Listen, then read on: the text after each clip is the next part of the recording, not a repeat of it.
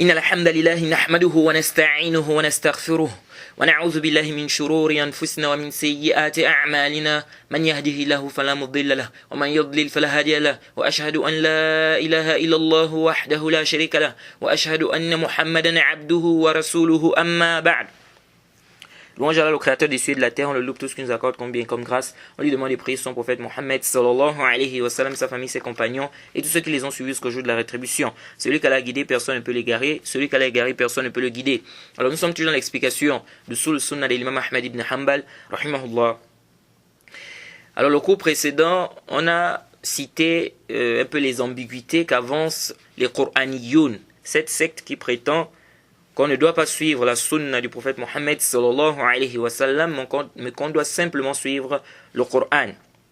Alors on a cité un peu les ambiguïtés qu'ils avancent, et parmi les ambiguïtés qu'on a citées, l'ambiguïté selon laquelle la sunna aurait été écrite tardivement. On a refuté cela, et on a dit qu'on pose la question au Qur'aniyoun. Supposons que vous étiez des compagnons. Vous êtes des compagnons, vous êtes en face du prophète Mohammed sallallahu alayhi wa sallam. Le prophète vous dit telle chose est illicite. Est-ce que vous devriez accepter cela? Donc on suppose que vous êtes des compagnons. Vous êtes en face du prophète. Le prophète vous dit telle chose est illicite. Vous devriez accepter, oui ou non? Si vous dites naam, vous devriez accepter. On vous dit donc, vous êtes d'accord avec nous que la sunna est un argument, que la sunna est une preuve. Maintenant, votre problème, c'est comment on va prouver que le prophète Mohammed sallallahu alayhi wa sallam a eu à dire telle ou telle chose. Et ça, c'est une autre question. Donc, ne ramenez pas ce que vous apportez là, n'apportez pas ce que vous apportez comme preuve pour dire que la sunna n'est pas un argument. Donc, ne dites pas, non, la sunna a été écrite tardivement, et donc c'est pas un argument là. Parce que, ici, vous dites que si vous étiez en face du prophète Mohammed sallallahu alayhi wa sallam, vous devriez accepter sa parole. Donc, ça veut dire que la sunna, la parole du prophète est un argument. Maintenant, le débat, c'est comment on va prouver que le prophète a eu à dire telle ou telle chose. Ça, c'est si vous dites que vous devriez accepter. C'est-à-dire que si vous étiez en face du prophète Mohammed sallallahu alayhi wa sallam et qu'il vous disait que telle chose est illicite, vous devriez accepter. Si vous dites que non, vous ne devriez pas accepter cela, alors on vous dit, ça ne sert à rien également d'apporter ce que vous apportez comme argument. Ça ne sert à rien de dire que la sunna a été écrite tardivement, et donc c'est pas un argument. Car, même si vous étiez en face du prophète Mohammed sallallahu alayhi wa sallam, vous n'auriez pas accepté sa parole. Donc ça ne sert à rien d'apporter ça comme argument. Donc dans tous les cas, votre argument ne tient absolument pas, n'est-ce pas, par rapport à la question. Donc ça, c'est une question que vous devriez répondre. Vous devez nous apporter une réponse par rapport à cette question. Si vous étiez en face du prophète, on suppose que vous êtes des compagnons. Vous êtes en face du prophète Mohammed sallallahu alayhi wa sallam. Il vous dit telle chose est illicite, ou bien il y a telle chose au paradis, ou il y a telle chose en enfer. Vous devriez accepter cela, oui ou non? Alors, si vous êtes d'accord avec nous que la sunna est un argument, que la sunna est une preuve, il vous reste alors un ishkal. Il vous reste un problème. C'est que vous avez des doutes sur ces paroles qui sont rapportés du prophète Mohammed sallallahu alayhi wa sallam. Alors, comment on va prouver que telle ou telle parole le prophète a eu à dire cela? Arju an tantabihu huna. Je demande votre attention ici. Alors, dans l'islam, nous avons ce qu'on appelle ilm al-hadith. Nous avons ce qu'on appelle ilm al-hadith, c'est-à-dire la science du hadith. C'est quoi la science du hadith? La science du hadith, comme a dit l'imam Suyuti, ilmu hadith zu qawanina tuhad yudra biha ahwalul matn wa sanad fadhanika al-mawdu' wal maqsud an yu'raf al-maqbul wal mardud La science du hadith est une science, c'est une science qui regorge des règles nous permettant de savoir la situation de la chaîne de transmission, la situation du récit, donc du matn, dans le but de savoir qu'est-ce qui est à rejeter, ou qu'est-ce qu'on doit rejeter, et qu'est-ce qu'on doit accepter. C'est ça la science du hadith.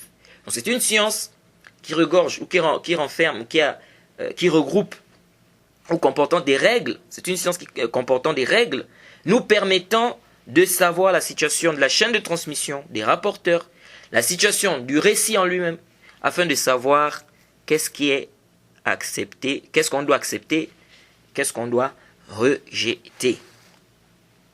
Cette science est une science magnifique.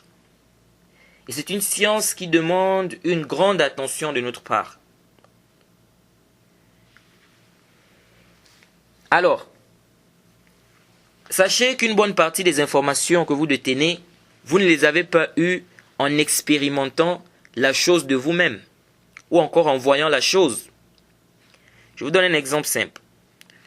Lorsqu'aujourd'hui, un médecin ou un scientifique fait une recherche ou une expérience, et il découvre que telle ou telle maladie est causée par telle ou telle chose, ou encore que tel médicament soigne telle ou telle maladie. Vous n'avez jamais vu comment la chose cause la maladie dans l'organisme. Vous avez juste entendu le médecin ou le scientifique dire cela. Pareil pour le médicament. Et même les étudiants qui font médecine, c'est pas tout médicament qu'ils vont d'abord eux-mêmes expérimenter pour avoir la certitude qu'effectivement ça soigne telle ou telle maladie. Celui qui a fait la première expérience suffit pour eux. Donc, plein d'informations nous parviennent sans qu'on ait nous-mêmes vu ou entendu. Mais malgré cela, on croit. Pourquoi? Par rapport à certains critères. Ta mère ou ton grand-père, ta mère ou ton père te dit que ton arrière grand-père s'appelait Foulane. Il faisait ceci, il faisait cela. Tu crois ou pas? Généralement, les gens croient. Pourquoi tu crois? Pourtant, tu n'as jamais vu ton arrière grand-père là. Celui qui te donne l'information n'a pas également vu ton arrière grand-père là. Pourquoi tu crois? C'est par rapport à certains critères. Jade, tu as la conviction que celui qui te donne l'information n'est pas un menteur. Ou il n'a pas menti sur cela. Et aussi, car ça s'est propagé de génération en génération. Donc, tu as des indices qui font en sorte que tu acceptes l'information. Donc, tu ne peux pas venir remettre en cause les hadiths du prophète Mohammed sallallahu alayhi wa sallam juste parce que c'est pas toi qui as entendu directement du prophète. Ou parce que c'est pas toi qui as vu directement la chose, n'est-ce pas? C'est pas toi qui as vu directement l'acte posé par le prophète Mohammed sallallahu alayhi wa sallam. Donc les dignes de confiance ont entendu, ils ont vu, n'est-ce pas? Ils ont donc rapporté ce qu'ils ont entendu, ce qu'ils ont vu du prophète Mohammed sallallahu alayhi wa sallam. Et ça s'est transmis de génération en génération. Aujourd'hui, vous avez des livres d'histoire ou de certains écrivains. Vous avez des œuvres littéraires laissées par des gens qui sont morts depuis des années, des siècles même. Pourtant, quand vous lisez ces livres-là, vous êtes convaincu que son auteur, que c'est bel et bien celui qui a été mentionné comme étant l'auteur du livre qui a écrit ce livre. Pourtant, même, il n'y a aucune chaîne de transmission. Pourquoi? Car ça s'est propagé de génération en génération. Vous avez plusieurs indices vous montrant que cela n'a pas été attribué de façon mensongère à celui dont il est fait mention qu'il est l'auteur du livre. Alors, l'imam Malik écrit un livre où il entend les hadiths de Nafi' qui a entendu d'Ibn Omar, qui lui a entendu du prophète Mohammed sallallahu alayhi wa sallam. Ce livre se propage pendant des générations. Toi, tu viens, tu dis non, on ne doit pas prendre ça. Mais le livre d'histoire, qui n'a aucune chaîne de transmission, tu dis oui. Pourtant, ce livre de l'imam Malik s'est également propagé de génération en génération. Comme le livre d'histoire, comme le livre d'histoire s'est propagé de génération en génération. Ce livre d'histoire. Et tu dis non, ça c'est l'histoire. On avait aussi des savants qui ont fait l'histoire, tels qu'Ibn Kathir et bien d'autres. Eux aussi ils ont parlé de la sunna. Ils ont parlé de la sunna. Pourquoi tu n'acceptes pas également? Alors, intabihuhuna. Les gens du hadith te disent ceci. Pourquoi on accepte une information en disant qu'elle est authentique, elle est sahih, il faut qu'elle réunisse 5 conditions. Le cas échéant, cette information sera classée dans une autre catégorie. Pourquoi on accepte une information en disant qu'elle est sahih, as-sahih, il faut qu'elle réunisse 5 conditions. Le cas échéant, elle est classée dans une autre catégorie. Quelles sont ces 5 conditions-là? Premièrement, l'intégrité du rapporteur. L'intégrité du rapporteur, ça doit être quelqu'un de juste, ça ne doit pas être quelqu'un de pervers. Donc par exemple, quelqu'un qui ment, un menteur par exemple, on ne prend pas son information parce que c'est un menteur. Donc il va mentir dans ce qu'il rapporte. Donc le menteur, on ne prend pas son information. Et ça c'est quelque chose qui est, c'est-à-dire même la raison ne rejette pas cela. Vous allez voir beaucoup de gens aujourd'hui, quand on leur rapporte des informations, certaines personnes vont avoir de la retenue sur des informations qui proviennent de certaines personnes. Quand tu vas lui demander pourquoi, il va dire non, parce que je sais que cette personne-là est une menteuse. Je sais que celui-là est un menteur. Donc, quand il apporte des informations, je ne peux pas prendre ça comme ça. Parce qu'il est connu pour être un menteur. Et ça, c'est quelque chose qui n'est pas rejeté même par la raison. Donc, ça, il n'y a pas d'ishkal dans ça. Les gens du hadith te disent, si quelqu'un est connu pour être un menteur, on ne prend pas son information. Si quelqu'un est connu pour être un pervers, on ne prend pas son information. On prend l'information de celui qui est adl, celui qui est juste. Ça, c'est la première condition. Deuxième condition, celui qui apporte l'information doit avoir une capacité à retenir ce qu'il a vu ou entendu, comme il a entendu ou comme il a vu. Jade, c'est quelqu'un qui a des problèmes de mémoire. Il ne retient pas bien. Quand il apporte des informations, ces informations nécessitent des vérifications. Parce qu'il a des problèmes de mémoire. Donc même ça, c'est pas quelque chose qui est réprouvé par la raison. Donc la personne doit avoir une capacité de rétention, une capacité à retenir ce qu'elle a vu ou entendu, n'est-ce pas, de quelqu'un, etc. Et là, les savants divisent la capacité de rétention en deux. La capacité à retenir en deux. Nous avons le fait de retenir par cœur, on a le fait de retenir par écrit. Et là-dedans aussi, les savants te font des tafsilat. Parce que les gens ne sont pas au même niveau dans la capacité à retenir des choses.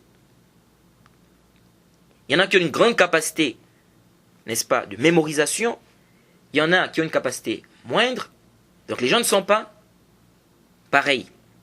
Donc tout ça, les gens du hadith voient cela. Les gens du hadith n'ont pas négligé cet aspect. Troisième condition, il faut que la chaîne de transmission soit rattachée. Elle doit être continue. C'est-à-dire que chaque rapporteur, il a été prouvé qu'il a bel et bien entendu ce qu'il rapporte, ou qu'il a bel et bien pris ce qu'il rapporte de celui de qui il rapporte. Ça doit être prouvé qu'il a bel et bien pris ce qu'il rapporte de celui de qui il rapporte. C'est pourquoi les savants du hadith étudient les dates de naissance, hein, les dates de mort, les dates de mort des rapporteurs. Naam. Jade. Et à travers ça, ils ont attrapé plusieurs menteurs. Parce que toi, tu es né en 90. Tu viens, tu nous dis que tu as entendu, ou bien que tu as vu quelqu'un qui est mort en 85 faire, tu as vu quelqu'un qui est mort en 85 faire telle ou telle chose.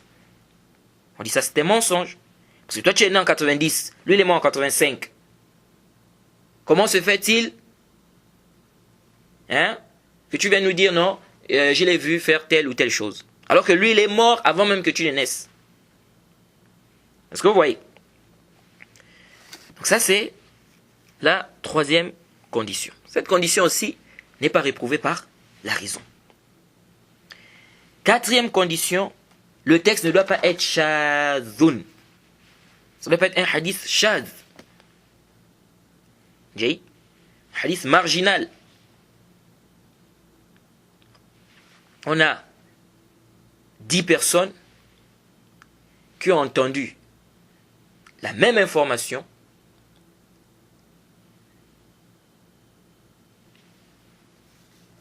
Une personne arrive, elle dit le contraire de ce que ces 10 personnes ont eu à dire. Donc, ils sont à 11, ils ont un même professeur par exemple, le professeur dit demain il n'y a pas cours. Les 10 élèves disent, le professeur a dit que demain il n'y a pas cours. Un vient, il a dit que demain il y a cours. On dit qu'il y a un problème. On dit qu'il y a un problème. 10 élèves, ils ont le même professeur. Le professeur, c'est pas possible que le professeur lui a dit demain il n'y a pas cours, demain il y a cours en même temps. Donc, 10 élèves disent qu'ils ont entendu le professeur dire demain il n'y a pas cours. Un vient, il a dit demain il y a cours. Si on dit quoi? On dit celui qui dit demain il y a cours, sa version est shadh. On prend en considération la version des 10. Parce que si on doit dire qu'il y a eu une erreur, on va faire porter l'erreur à qui? Celui qui est seul. Parce qu'on dit comment 10 personnes ont tous entendu qu'il n'y a pas cours, et lui il est le seul qui a entendu qu'il y a cours. Donc il y a un problème. Est-ce que vous suivez? Donc on parle de hadith shadh, ou de version shadh. Et on a déjà expliqué c'est quoi le hadith shadh dans le sharh du Nuzha. Ceux qui veulent des détails, ils peuvent repartir là-bas. Et ça aussi, ça ne contredit pas la raison.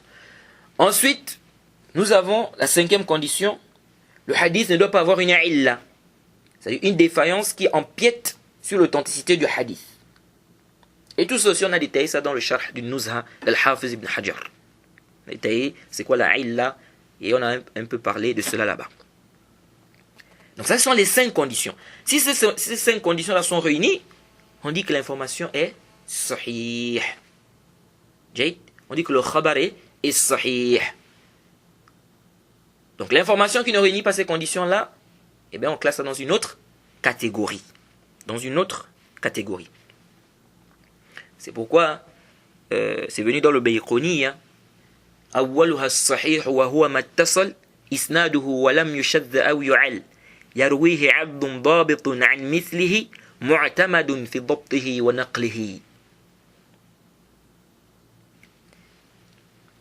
Donc, tout texte qui va réunir ces conditions-là est alors jugé, ce texte est alors jugé d'authentique, sahih. Et là, je vais vous citer quelques exemples dans les questions des ilal pour que vous voyez comment les gens du hadith traitent les informations. Pour que vous voyez la précision des gens du hadith dans le traitement des informations. Alors, dans les conditions, on a dit parmi les conditions, il y a la capacité. Donc il faut que le rapporteur ait une capacité, une très bonne capacité ou une bonne capacité de mémorisation. Alors,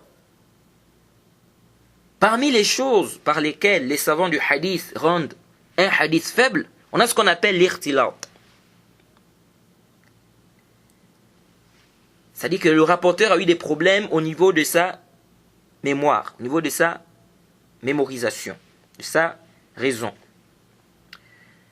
À tel point qu'il s'embrouille dans les hadiths, il mélange les choses. Et cela peut être dû à la peur, à une peur. Comme a dit l'imam Sakhawi dans le Fath al-Mughith. Pardon. Donc il dit ça peut être dû à une peur, ou une maladie, ou un choc. Par exemple, quelqu'un a perdu son fils. Bien, quelqu'un a été volé. On a volé par exemple à quelqu'un de l'argent.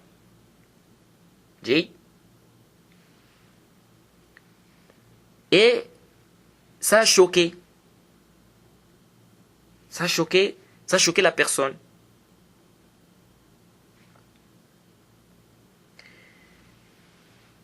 Au point où il a, sa raison a pris un coup. Alors qu'est-ce que les gens du hadith te disent sur ce genre de rapporteur? Ils te disent, ce genre de rapporteur, s'il était digne de confiance à la base, on prend les hadiths de ceux qui ont rapporté de lui avant qu'il ne commence à s'embrouiller. Et ceux qui ont rapporté de lui après, on ne prend pas. Maintenant, si on ne sait pas qui a rapporté de lui avant ou après, ici, les savants du hadith te disent, on délaisse ces hadiths. On délaisse tous ces hadiths. Parce qu'on n'arrive plus à savoir, on ne sait plus qui a rapporté de lui avant ou après. Vous imaginez? Tous ces hadiths, on délaisse. Pourquoi? Parce qu'on ne veut pas prendre le risque d'attribuer au prophète ou à un compagnon ou à un tabi'i ce qu'il n'a pas dit.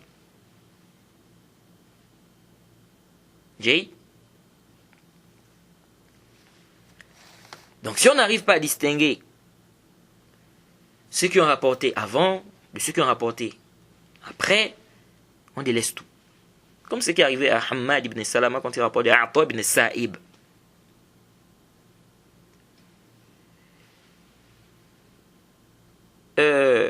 Il y a également ce que les savants appellent le talqin. Vous avez vu ça? Donc, lui, il a commencé à s'embrouiller avec les hadiths. Pourtant, c'était quelqu'un de fiable au départ. Mais comme on n'arrive plus à savoir qui a rapporté de lui avant, qui ne s'embrouille, qui a rapporté de lui après, on délaisse tous ces hadiths. On délaisse tous ces hadiths. Pour ne pas prendre des informations qui ne sont pas correctes. On ne va prendre son hadith que si c'est confirmé par d'autres rapporteurs, d'autres hadiths qui sont authentiques, qui sont, n'est-ce pas, qui sont acceptables. Alors il y a ce qu'on appelle également le talqin. Le talqin, c'est un moyen par lequel certains gens du hadith arrivent à savoir si le rapporteur a une bonne capacité de mémorisation ou pas. C'est-à-dire si il connaît ses hadiths. C'est parmi les buts. Il y a d'autres buts également. C'est-à-dire on vient chez un rapporteur par exemple. On lui dit, tel hadith fait partie de tes hadiths. Et lui, il accepte cela. On dit par exemple, tel t'a rapporté ce hadith. Il dit, naam. Donc ça rentre dans ses, il fait rentrer ça dans ses hadiths. Alors qu'en réalité, il n'a pas pris ce hadith de la personne. Jade. Donc ici, il a accepté ce hadith, pensant que c'est son hadith, alors qu'en réalité, c'est pas son hadith. Ça montre quoi? Ça montre qu'il ne maîtrise pas bien ce qu'il a rapporté. Alors, Je vais vous lire ici une parole d'Ibn Hazm. Ibn Hazm nous dit ceci. Concernant le talqin. Dans Al-Ihkam fi Usul al-Ahkam. Tome 1 à la page 132. Il dit Man sahha annahu qabila at-talqin. من صح أنه قبل التلقين ولو مرة سقط حديثه كله لأنه لم يتفقه في دين الله ولا حفظ ما سمع وقد قال صلى الله عليه وسلم قد قال النبي صلى الله عليه وسلم نضر الله امرأ سمع منا حديثا حفظه حتى بلغه غيره فإنما أمر بقبول تبليغ الحافظ بقبول تبليغ الحافظ والتلقين هو أن يقول له القائل حدثك فلان بكذا ويسمي له من شاء من غير أن يسمعه منه فيقول نعم فهذا لا يخلو من أحد وجهين ولا بد من أحدهما ضرورة إما أن يكون فاسقا يحدث بما لم يسمع أو يكون من غفلة بحيث يكون الزاهل العقل من حيث يكون زاهل العقل المدخول الذهن مثل هذا لا يلتفت له لأنه ليس من ذوي الألباب ومن هذا النوع كان سماك بن حرب أخبر بأنه شاهد ذلك منه شعبة الإمام الرئيس Ibn Hajjaj. Ibn Hazm dit celui dont il a été prouvé qu'il acceptait le talqin, il dit même si c'est une seule fois, il dit tous ces hadiths tombent, on délaisse tous ces hadiths. Celui qui a accepté le talqin, Ibn Hazm dit celui qui a accepté le talqin, ne fût-ce qu'une fois, tous ces hadiths tombent. Il dit car il n'a pas compris dans la religion d'Allah, il n'a pas mémorisé ce qu'il a entendu. Le prophète Mohammed sallallahu alayhi wa sallam a dit qu'Allah illumine quelqu'un qui va entendre de moi un hadith, puis il mémorise cela et il transmet ça à une autre personne ou à autrui. Il dit il a ordonné d'accepter la transmission de celui qui est hafiz, celui qui a mémorisé. Il dit le talqin, et le talqin, c'est que quelqu'un dise à une autre personne, tel t'a rapporté telle chose, tel t'a cité telle chose, tel t'a rapporté telle chose. Et il le cite. Il cite celui qu'il veut, sans qu'il n'ait entendu cela de la personne. Jade. Il dit, et lui il dit oui. Donc comme ce qu'on a expliqué. Il dit ça ne sort pas de deux cas, ou deux aspects. Il faut bien qu'il y ait un des cas, ou un des aspects. Il dit soit, c'est un pervers, il rapporte ce qu'il n'a pas entendu, ou c'est quelqu'un qui a été distrait, de telle sorte que sa raison s'en est allée, ou bien sa raison a pris un coup, ça a été perturbé. Il dit ce genre de personne-là, on ne se préoccupe pas de lui. On ne le regarde pas, on ne s'occupe pas de lui. Il dit car il ne fait pas partie des doués de raison. Il dit, était de cette catégorie, ou de cette catégorie était Simak ibn Harb, Shu'ba a dit qu'il a vu cela de lui. Bref, ce qui nous intéresse dans la parole d'Ibn Hazm, c'est quoi? Ce qui nous intéresse ici dans la parole d'Ibn Hazm, c'est lorsqu'il dit Man sahha annahu qabila at-talqin walau marratan saqata hadithuhu kulluhu. C'est lorsqu'il dit celui dont ça a été prouvé, celui dont on a eu une preuve qu'il accepte le talqin, il dit tous ces hadiths tombent. Donc on prend plus ces hadiths. On prend plus ces hadiths. Vous voyez ça? Tout ça, pourquoi on ne peut pas attribuer au prophète Mohammed sallallahu alayhi wa sallam ce qu'il n'a pas dit. Jade. Parmi les exemples aussi que je vais vous citer, pour vous montrer comment les gens du hadith traitent les informations. Alors, il y a un hadith qui est rapporté par l'imam al-Bukhari. Le hadith de Maïmouna, où elle dit qu'une souris est tombée dans du beurre. Et elle est morte dedans. On a posé la question au prophète Mohammed sallallahu alayhi wa sallam concernant cela. Le prophète a dit de jeter la souris et ce qui est autour et de manger le reste. Et donc de jeter la souris et ce qui était autour là, donc ce que la souris a touché, etc. Et de manger le reste. Ce hadith est dans le Sahih al-Bukhari. C'est un hadith authentique. Sauf qu'on a une riwaya dans le Musnad de l'imam Ahmed, et c'est aussi rapporté par l'imam Nasa'i, où il y a un ajout. C'est quoi l'ajout? C'est Fisam min jamid. Il y a une précision qui est faite par rapport au beurre. On dit que c'était un beurre jamid.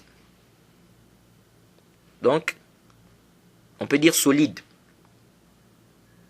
Jade.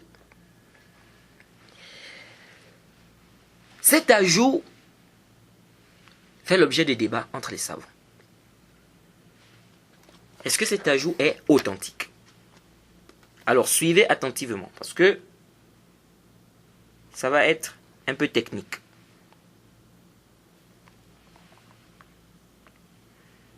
Cet ajout tourne autour de Zuhri. Zuhri, c'est de Zuhri dont on rapporte cet ajout. Le problème, c'est qu'il y a eu toute une divergence. Ceux qui ont rapporté de Zuhri ont divergé. Nous avons Sofiane qui rapporte de Zuhri. Nous avons Al-Awza'i qui rapporte de Zuhri. Nous avons l'imam Malik qui rapporte de Zuhri. Jade. Ceux-là également, leurs élèves ont divergé. Donc ça veut dire qu'il y a des versions qui sont rapportées de Sofiane jusqu'à Zuhri avec l'ajout là. Il y a des versions qui sont rapportées de Sofiane jusqu'à Zuhri sans l'ajout. Il y a des versions qui sont rapportées d'Aouza'i jusqu'à Zuhri sans ajout. Il y a des versions qui sont rapportées d'Aouza'i jusqu'à Zuhri avec l'ajout. Il y a des versions qui sont rapportées de l'imam Malik jusqu'à Zuhri avec l'ajout. Il y a des versions qui sont rapportées de l'imam Malik jusqu'à Zuhri sans ajout. Donc c'est toute une divergence. Les élèves de Sofiane divergent. Les élèves d'Aouza'i, ou on va dire celui qui rapporte d'Aouza'i plutôt, ses élèves ont divergé. L'imam Malik aussi, ses élèves divergent. Alors je demande votre attention ici. Sofiane, il a des élèves qui rapportent de lui le hadith sans l'ajout. D'autres ont rapporté de lui avec l'ajout là. Du Samn Jamid. Donc ici on voit que les élèves de Sofiane ont divergé. Donc cette divergence a fait qu'on rapporte de Sofiane jusqu'à Zuhri avec l'ajout. Et qu'on rapporte de Sofiane jusqu'à Zuhri sans l'ajout. Parce qu'il y a eu une divergence déjà entre les élèves de Sofiane. Al-Awza'i également, il y a une divergence. On rapporte des Awza'i avec l'ajout, on rapporte des Awza'i sans l'ajout. Parce que celui qui rapporte des Awza'i, ses élèves ont divergé. Certains ont rapporté de lui avec l'ajout, d'autres ont rapporté de lui sans ajout. Et comme lui rapporte des Awza'i, donc ce qui fait que des versions ont été rapportées de lui jusqu'à Awza'i, jusqu'à Zuhri avec l'ajout, de lui jusqu'à Awza'i, jusqu'à Zuhri avec sans l'ajout. L'imam Malik aussi a eu toute une divergence. Certains élèves ont rapporté de lui avec l'ajout, d'autres ont rapporté sans ajout. Alors commençons par Sofiane. Les élèves de Sofiane divergent. Certains rapportent avec l'ajout, d'autres rapportent sans l'ajout. Donc cette divergence a fait en sorte qu'il y ait des riwayat, des versions de Sofiane jusqu'à Zuhri avec l'ajout, des versions de Sofiane jusqu'à Zuhri sans ajout. Awza'i. Awza'i, celui qui rapporte de Awza'i, Mohammed ibn Mus'ab, ses élèves ont divergé. Certains rapportent avec ajout, d'autres rapportent sans ajout. L'imam Malik, trois élèves rapportent de l'imam Malik sans ajout. Ibn Mahdi, Abdurrahman ibn Mahdi, rapporte de l'imam Malik. Sauf que lui, ses élèves ont divergé aussi. Un rapporteur rapporte de lui sans ajout. Deux autres, Ya'qub ibn Ibrahim, Mohammed ibn Yahya, An-Naysaburi, rapportent de lui avec l'ajout. Donc si on veut retracer, on a Zuhri, si on veut faire le Shajarat al-Isnad, on va dire qu'on a Zuhri. De Zuhri, on a l'imam Malik. Donc l'imam Malik rapporte de Zuhri. On a Sofiane, on a Al-Awza'i. En dessous, on dit les élèves de Malik ont divergé. Trois rapportent de lui sans ajout. Il y a un qui rapporte, il y a l'ajout, sauf que lui, ses élèves divergent. Certains rapportent de lui avec ajout, d'autres rapportent de lui sans ajout. On a Sofiane aussi, ses élèves divergent. Certains ont rapporté de lui avec ajout, d'autres ont rapporté sans ajout. Ensuite, on a Awza'i, celui qui rapporte de Awza'i, ses élèves divergent. Alors, qu'est-ce qu'on doit faire ici?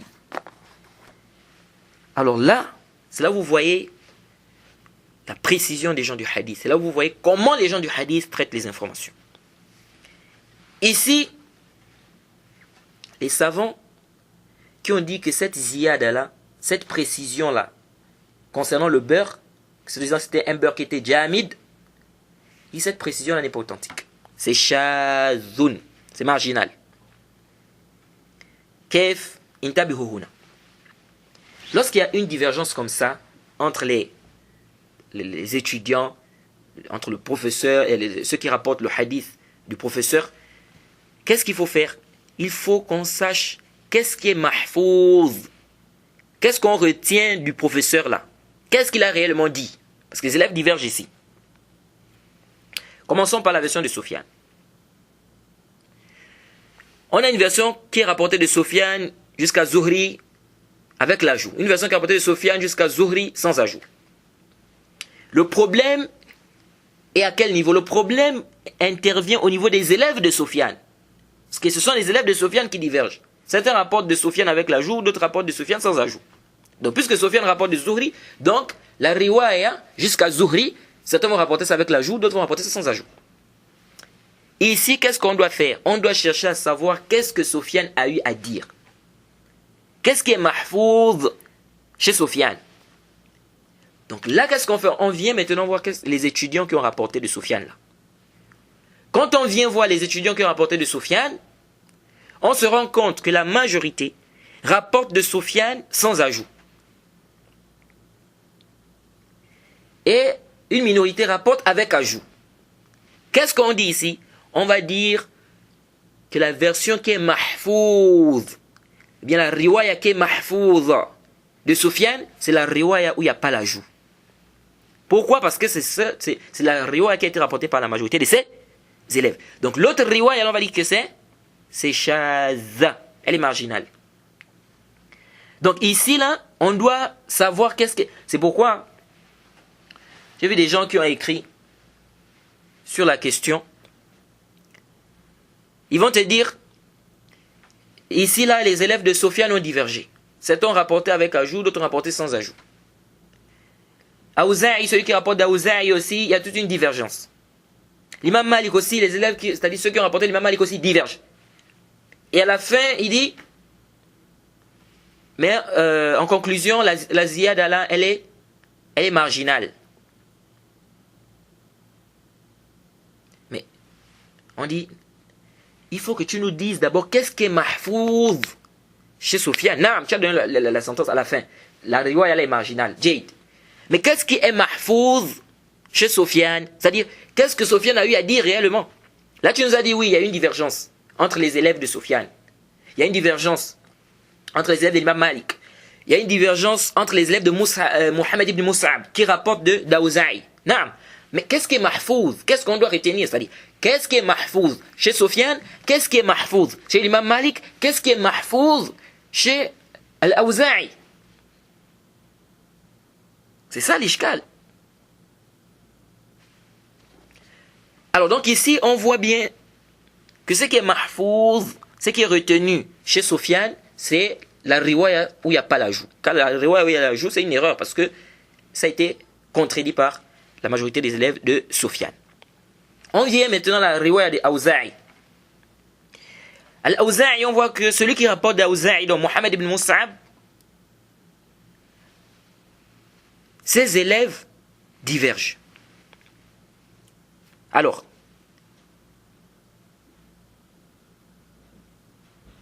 on se rend compte que ce qui est mahfouz chez lui, c'est là où il y a la ziyada. C'est là où il y a la ziyada. Mais Mohammed ibn Mus'ab, c'est quelqu'un qui est mutakallam fi. C'est un rapporteur qui a des problèmes. Certains savants l'ont critiqué. Certains savants l'ont rendu faible.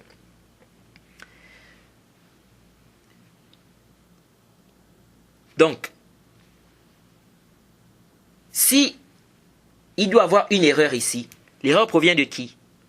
De Mohammed ibn Mus'ab ou de ses élèves qui sont dignes de confiance, par exemple. Ici, là, c'est là où vous voyez la diqqa chez les savants du hadith. Les savants du hadith te disent quoi? Ils te disent, si on doit faire porter l'erreur ici, on va faire porter l'erreur à qui? Pas aux étudiants, aux professeurs. C'est le professeur qui s'est embrouillé ici. Pourquoi? Parce que le professeur, c'est quelqu'un déjà qui a des problèmes.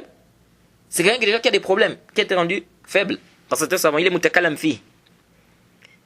Donc s'il y a une erreur ici, on ne va pas faire porter ça aux étudiants qui sont dignes de confiance. C'est le professeur qui a rapporté comme ça. C'est le professeur qui s'est trompé. Est-ce que vous suivez? Ça c'est après avoir fait le tahrir, après avoir, n'est-ce pas, vu quelle est la riwaya qui est mahfouz chez Mohammed ibn Mus'ab. Donc on voit ici que la riwaya qui est authentique chez Sofiane, c'est la riwaya sans ajout.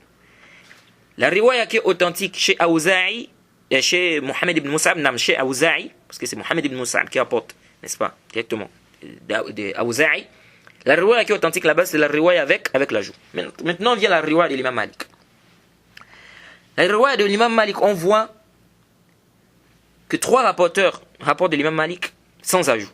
Il y a un qui rapporte avec ajout, Ibn Mahdi. Sauf que lui, ses élèves divergent.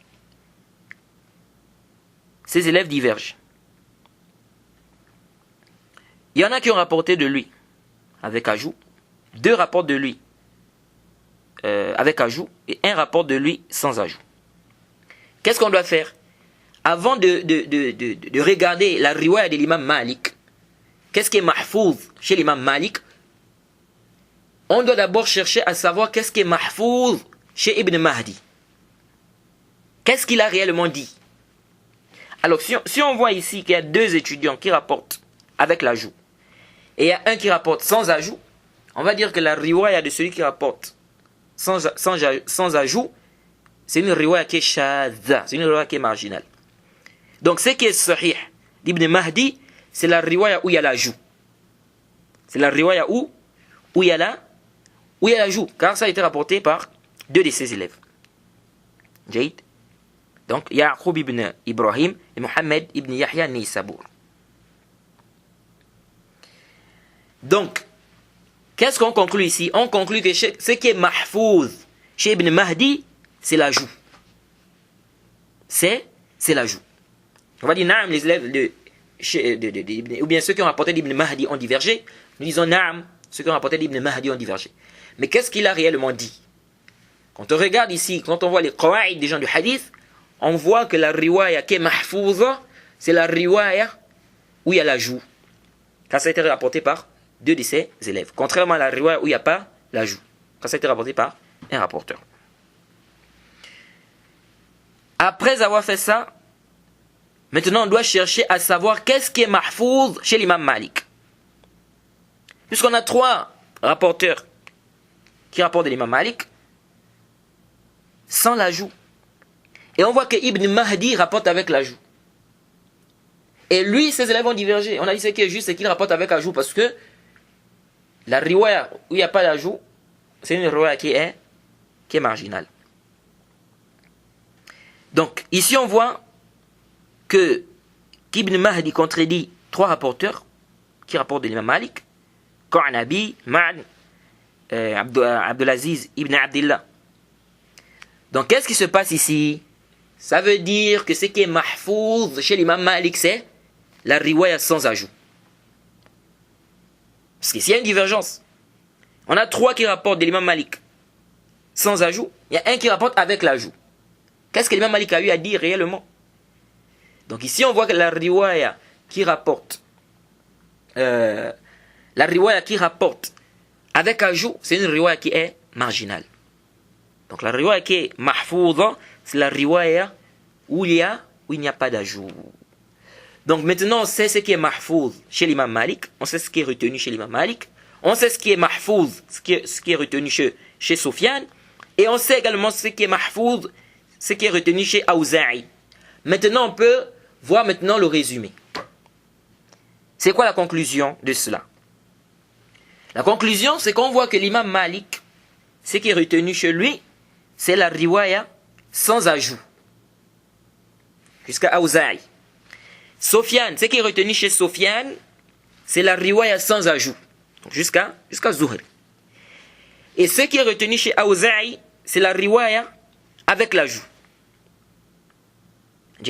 Comme on a dit, l'erreur vient du bas là-bas. De celui qui a rapporté de Awza'i. Donc la riwaya avec l'ajout. Qu'est-ce qu'on dit? On dit ici, ce qui est juste. Maintenant, on doit maintenant savoir qu'est-ce que Zuhri a dit réellement. Qu'est-ce que Zuhri a dit réellement? Parce qu'on voit ici une riwaya d'Awza'i où il y a l'ajout. Donc Zuhri rapporte avec l'ajout. Une autre riwaya de Soufiane qui rapporte de Zuhri sans ajout. Une riwaya d'Imam Malik qui rapporte de Zuhri sans ajout. Donc on a là-bas une riwaya avec l'ajout. Là-bas, une riwaya sans ajout. Qu'est-ce que Zuhri a réellement dit?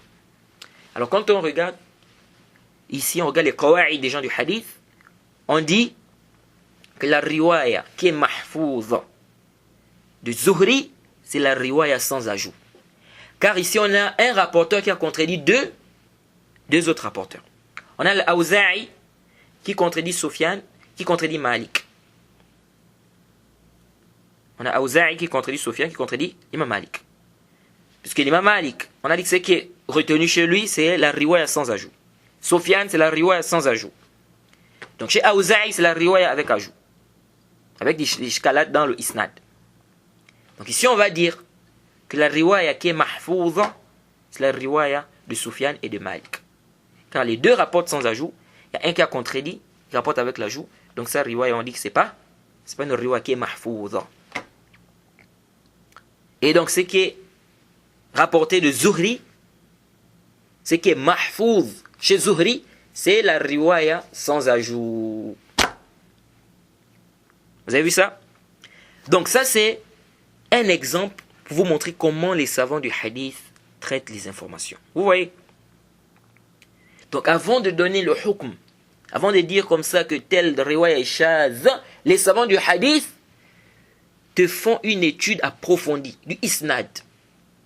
Et dès qu'il y a un problème, ils essaient de voir c'est quoi le problème, réellement. Dès qu'il y a déjà une divergence, il y a un problème ici. C'est comment se fait-il que du même professeur on rapporte ça, on rapporte encore une version qui vient contredire cette version. C'est qu'il y a un problème dans le isnad, il y a une erreur quelque part, et il commence à faire le bahth. Tu ne trouveras pas une science fi dunya dans une autre religion qui ressemble, qui est comme cette science-là. Tu ne trouveras pas. Cette science n'existe que dans cette religion. le ilm al hadith. Voilà comment les gens du hadith traitent les informations. Je vous donne encore un exemple.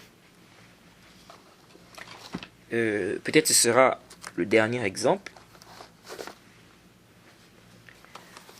On a un hadith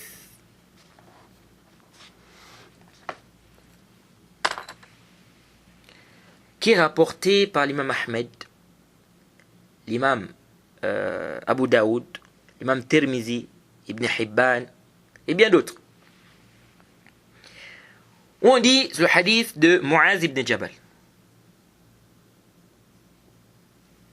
On dit que le prophète Mohammed sallallahu alayhi wa sallam, quand il était à la guerre du Tabouk, s'il voyageait avant que le soleil ne quitte le zénith, il retardait Zuhr, il mélangeait ça avec Asr. Donc, akhara Zuhr, ila an yajma'ha ila al-Asr. Fayusallihima jami'a. Donc, il mélangeait le Zuhr et le Asr. Il priait Zuhr et Asr ensemble. Donc, s'il voyage avant que le soleil ne quitte le zénith, il va retarder la prière de Zuhr à l'heure de Asr.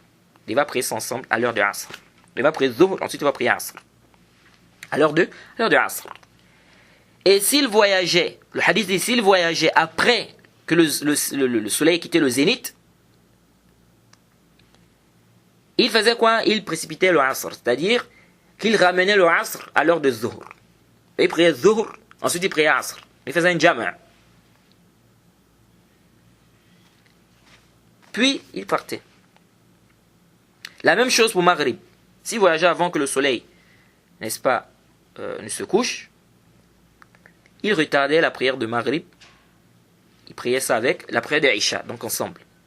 Et s'il voyageait après que le soleil soit couché, donc après Maghrib, il priait Aïcha à l'heure de Maghrib. Donc il précipitait Aïcha. Il priait ça à l'heure de Maghrib ensemble.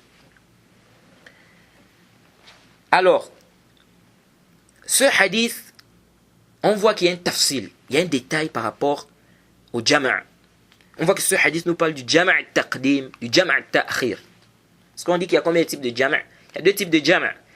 Soit tu fais le jama' taqdim, soit tu fais le jama' ta'khir. C'est-à-dire, on va prendre l'exemple de la prière de Zuhr et la prière de Asr. Quand on dit jama' taqdim, ça veut dire que tu vas ramener Asr à Zuhr. Donc tu pries Zuhr, ensuite tu pries Asr. Jayid. Donc tu pries Asr à l'heure de Zuhr. Quand on dit jama' ta'khir, ça veut dire que tu vas retarder la prière de Zuhr, tu vas prier ça à l'heure de Asr. Tu vas prier ça ensemble. Jayid. Ce hadith a été critiqué par certains savants. Certains savants ont dit la seule personne qui a rapporté ce hadith c'est Qutayba. Jayid. Ils disent la riwaya qui est mahfouza, qui est retenue, c'est la riwaya d'Abi Zubayr, an Abi Tufayl, an Muaz. Donc c'est pas la riwaya qu'on vient de lire là. Et ils disent que dans cette riwaya, donc la riwaya qu'on vient de lire, il y a eu un changement d'un rapporteur dans le isnad. Ils disent même le matn. Il y a un problème dans le matn. Le récit en lui-même. Ils disent ceux qui ont rapporté, donc la riwaya de Abi Zubayr, d'Abi Tufayl, de Muaz, c'est une riwaya où en réalité, il n'y a pas ce tafsil là. C'est-à-dire, on a juste dit que le prophète a regroupé entre Zuhr et Asr, Maghrib et Isha. Il n'y a pas le tafsil que il a retardé le Zuhr à l'heure de Asr, ou bien il a ramené le Asr à l'heure de Zuhr, lorsqu'il partait avant que le soleil, n'est-ce pas, ne quitte le zénith. Il faisait ceci quand il partait, lorsque le soleil quittait le zénith, il faisait cela. Il dit ce tafsil là, c'est pas venu dans la riwaya qui est retenue. Donc il y a eu une erreur dans la riwaya où il y a le tafsil. Jade, que celui qui a rapporté ça s'est trompé. C'est pourquoi certains savants disent qu'il n'y a aucun hadith authentique qui fait mention du jam' al-taqdim. Jaïd. Donc le jam' al-taqdim, c'est ce qu'on vient d'expliquer, c'est-à-dire tu ramènes, par exemple si on parle par exemple de Zuhr et Asr, tu ramènes Asr à Zuhr. On parle de jam' al-taqdim. Et jam' al-ta'khir, tu retardes Zuhr à l'heure de Asr. Tu pries ça ensemble. Jaïd. Donc, ces savants te disent, ou certains savants te disent, qu'il n'y a pas un hadith authentique qui mentionne le jam' al-taqdim. Ce hadith qui parle du jam' al-taqdim, c'est un hadith qui est faible. C'est une erreur. Kayf intabihu huna. Comment les savants du hadith, ou les savants qui ont dit que cette riwaya-là est faible, comment ils ont fait pour savoir qu'il y a une erreur? Et parmi les savants qui ont rendu cette riwaya-là faible, l'imam al-Bukhari. On dit que l'imam al-Bukhari a dit à Qutayba ibn Sa'id. Il lui a demandé, tu as écrit ce hadith-là, le hadith que tu rapportes, de Layth ibn Sa'd, de Yazid ibn Abi Habib, d'Abi Tufail, tu as écrit ça, tu étais avec qui? C'est-à-dire, quand tu as écrit le hadith-là, tu étais avec qui? Tu as écrit ce hadith-là avec qui? Ça, c'est l'imam al-Bukhari qui demande à qui? À Qutayba ibn Sa'id. Lui, il dit, j'ai écrit ça avec Khalid al-Madaini. Donc, j'étais avec Khalid al-Madaini. L'imam al-Bukhari a dit, Khalid al-Madaini, il faisait rentrer des hadiths. Il faisait rentrer des hadiths dans les hadiths des shuyukh. Il faisait rentrer des hadiths dans des hadiths des shuyukh. Qu'est-ce que ça veut dire? C'est-à-dire qu'il prenait des hadiths qu'il attribuait à des shuyukh, à des professeurs. C'est pourquoi certains savants ont dit quoi? Certains savants ont dit il y a une erreur au niveau du isnad parce qu'il y a eu un ibdal.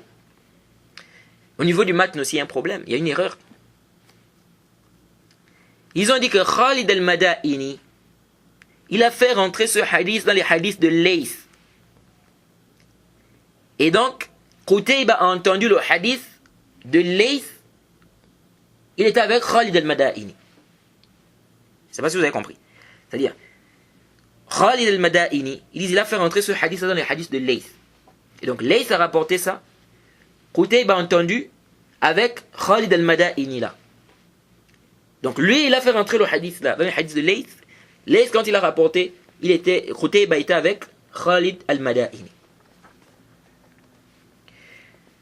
D'autres savants, comme l'imam Zahabi, te disent ça, si on dit ça, ça veut dire que Layth acceptait ce qu'on appelle, Layth ibn Sa'd acceptait ce qu'on appelle le talqin.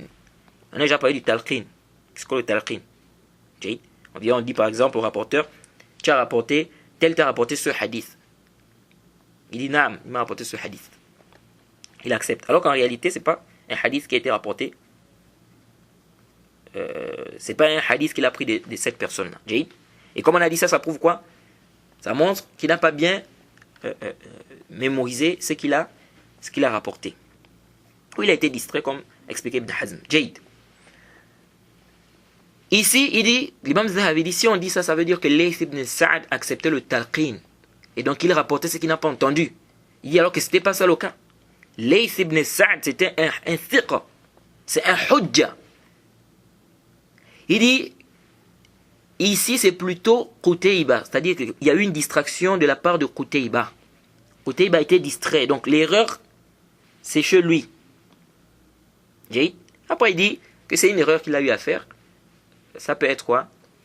C'est une erreur qu'on peut qui est excusée. Parce qu'il a rapporté plein de hadiths. Donc s'il a fait une erreur dans un hadith, c'est pas à cause de ça qu'on va dire qu'on ne prend plus tous ces hadiths. Quand on regarde la parole de l'imam al-Bukhari, on voit en fait que Khalid al-Madaini, il a fait rentrer ça dans les livres, dans le livre, ou dans les livres de Qutayba ibn Sa'id. Et non à Layth. Donc c'est pas Layth. Parce que certains ont dit qu'il a fait rentrer ça dans les livres dans les hadiths de Layth. Et Layth a rapporté, et Qutayba a entendu ça de Layth. Il était avec, il a écrit ça, n'est-ce pas, ce hadith avec Khalid al-Madaini, qui ça a été rapporté de qui? De Layth. Quand on regarde la parole de l'imam al-Bukhari, on voit plutôt que Khalid là, il a fait rentrer les hadiths, le hadith dans les livres de qui? Dans les livres de Qutayba ibn Sa'id. Et non dans les hadiths de Layth. Il a fait rentrer ça dans le livre de Qutayba. Et certains savants te disent, qu'est-ce qui prouve ça même? Ce qui prouve ça, c'est que personne n'a rapporté de Layth. Personne n'a rapporté de Layth ce hadith. Il n'y a que Qutayba qui rapporte ça de Layth. Pourtant, Layth a beaucoup des étudiants. Donc ils disent, ici, là, on n'a pas fait rentrer ça dans les hadiths de Layth. Non, on a fait rentrer ça dans le livre de Qutayba. Qui lui rapporte dans son livre, il a cité ce hadith dans le livre. Dans le livre, c'est venu, qui rapporte ça de Layth. Mais qui a fait rentrer ça dans le livre de Qutayba en disant que c'est rapporté jusqu'à Layth, c'est Khalid al-Madaini. Ils disent parce que aucun ne rapporte ce hadith de Layth. C'est Qutayba seulement qui rapporte ça de Layth.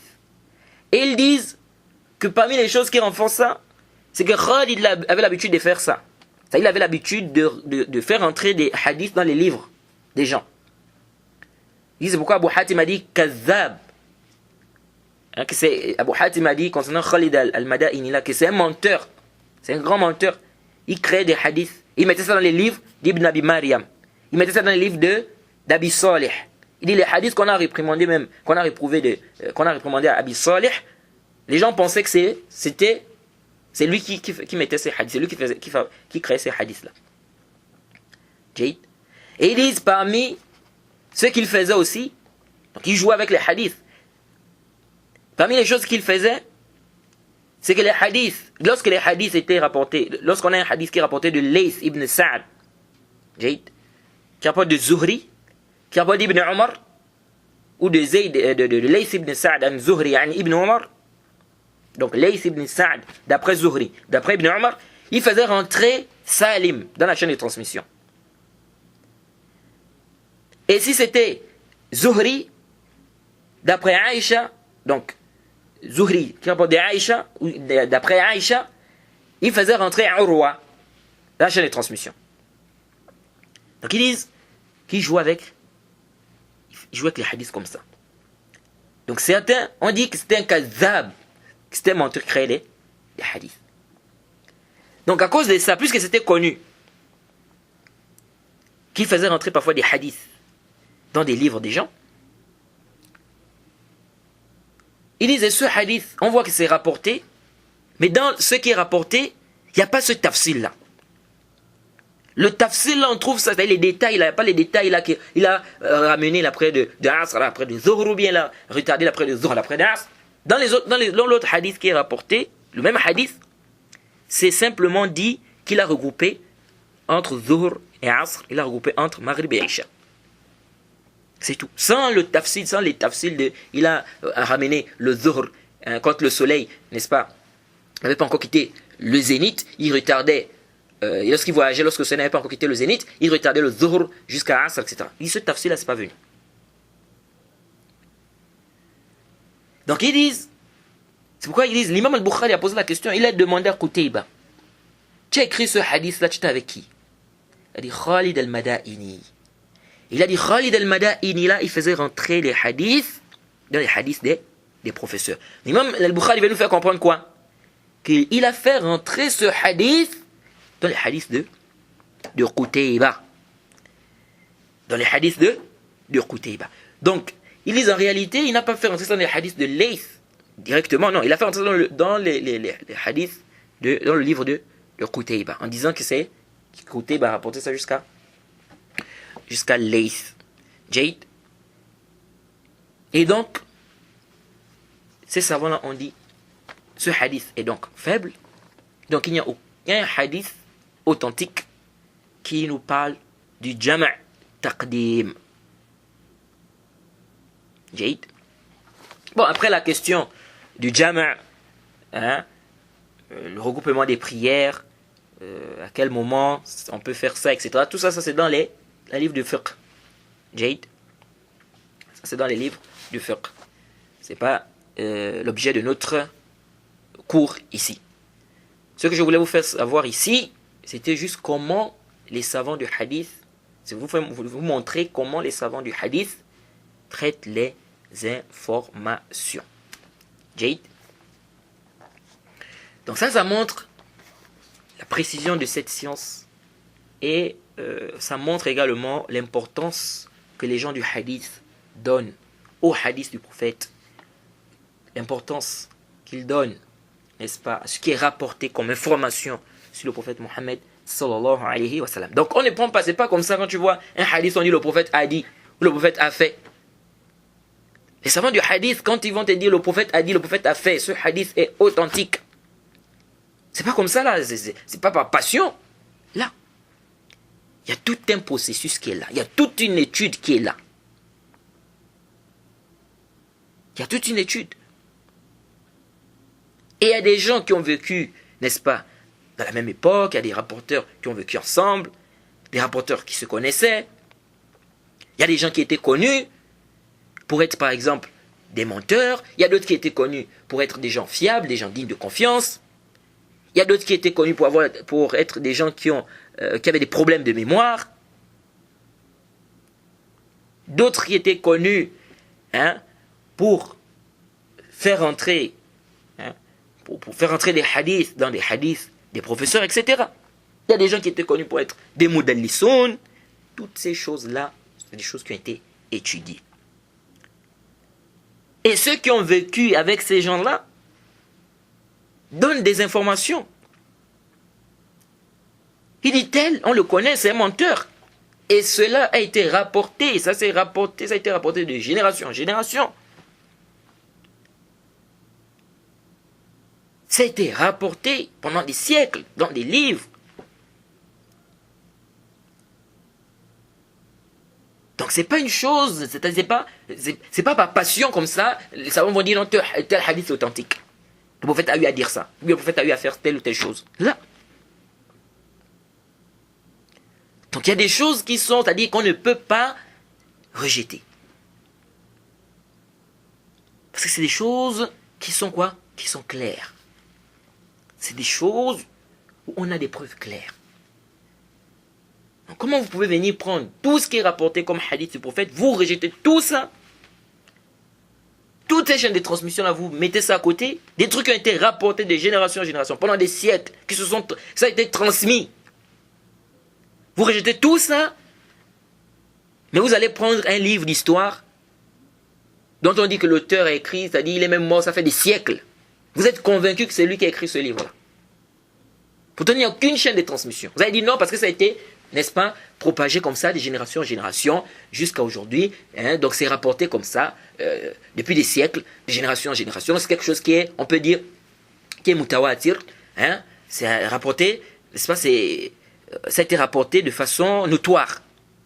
On dit mais les hadiths du prophète aussi. Les livres-là, ces livres-là qui ont été rapportés du prophète, ça a été rapporté aussi de génération en génération. Ça s'est transmis aussi pendant des siècles.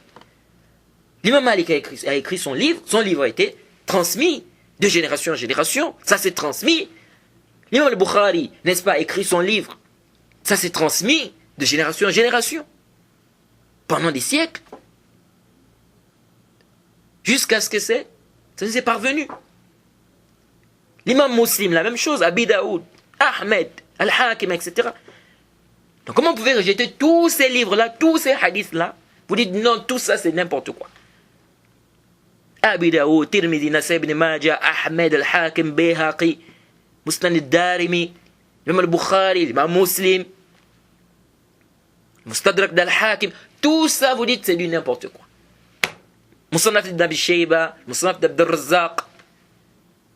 Tout ça, vous dites, c'est du n'importe quoi. Vous allez aller prendre un livre d'histoire, vous allez lire ça. Il n'y a aucune chaîne de transmission. Simplement, ça s'est propagé comme ça, que c'est tel qui a écrit ce livre-là. Vous dites, non, c'est lui qui a écrit. Il a réellement dit ce qui est dans le livre-là. Tu étais quand il a dit ça? Tu étais quand il a écrit ça? Pourquoi tu crois? Je dis non, parce que ça s'est propagé, etc. Mais ces livres-là aussi se sont propagés depuis des siècles.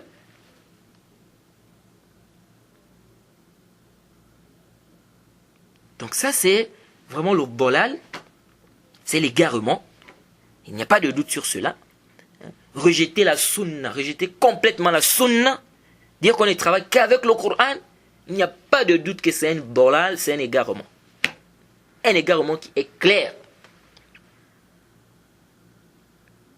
Pourquoi depuis l'époque de l'imam Malik, des gens n'ont pas dit, non, c'est pas toi qui as écrit le livre là. Tu n'as pas entendu ça de Nafi'. Tout ce que tu rapportes là, ou tout ce qui est dans ce livre là, c'est n'importe quoi. Tu n'as rien entendu de Nafi'. Lui aussi n'a rien entendu d'Ibn Omar. Pourquoi les gens n'ont pas dit ça?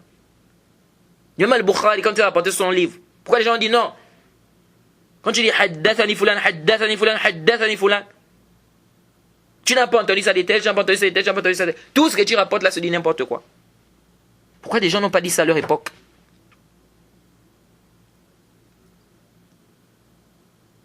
Il y a quelque chose qui est... Il y a des choses qui sont... C'est-à-dire on ne peut pas rejeter ça. Un savant prend son stylo, il écrit un livre. Le livre sort. Le savant est vivant. Après, le savant meurt. Son livre est propagé pendant des années. Toi, tu viens après, je ne sais pas combien de siècles, tu dis non, non, non. Tout ça, c'est du n'importe quoi. Sur quelle base? Tu t'appuies sur quoi? Si tu t'appuies sur quoi? Quelque chose qui est connu, qui est répandu, c'est connu de façon notoire. Que c'est tel qui a écrit ce livre, ça s'est répandu de génération en génération. Et pas comme ça, mais bilisnad. Toi, tu viens rejeter ça. Donc, il n'y a pas de doute que vous êtes dans un bolal, vous êtes dans un égarement évident. Oh, vous les Qur'aniyoun, il faut revenir sur le haqq. Suivez le haqq, délaissez le bolal, délaissez les passions. Délaissez les passions, suivez la vérité. Repentez-vous avant la mort. Parce que si vous mourrez comme ça, avec cette croyance-là qu'on ne doit pas suivre la sunna, on ne doit rien prendre de la sunna, on doit simplement suivre le Coran. Si vous mourrez comme ça sans vous repentir, vous serez dans des vrais problèmes. Parce que vous avez rejeté les paroles du prophète Mohammed sallallahu alayhi wa sallam. Et en même temps, vous avez rejeté le Coran. Parce que renier la sunna, comme a dit le cheikh Abdelaziz bin Baz, en réalité c'est renier le Coran. Car le Coran nous demande de suivre la sunna. Le Coran nous demande de suivre le prophète Mohammed sallallahu alayhi wa sallam. Jade. Alors on va s'arrêter ici. On s'arrêtait pas ici. On s'arrête sur ce point-là. Les réfutations contre les Qur'aniyoun, ça nécessite même plus de 3 cours, plus de 4 cours, plus. Parce qu'ils ont plein d'ambiguïtés. Mais, Inch'Allah, ce qu'on a pu donner ici, par la grâce d'Allah, on espère que ce sera profitable. On espère que ce sera suffisant pour faire comprendre à ces Qur'aniyoun qu'ils sont dans un égarement évident et qu'ils doivent se repentir. On demande qu'Allah nous maintienne sur la bonne voie et qu'il nous facilite et qu'il nous donne la bonne compréhension de sa religion. Wa subhanaka Allahumma wa bihamdik wa ashhadu an la ilaha illa anta astaghfiruka wa atubu ilayk.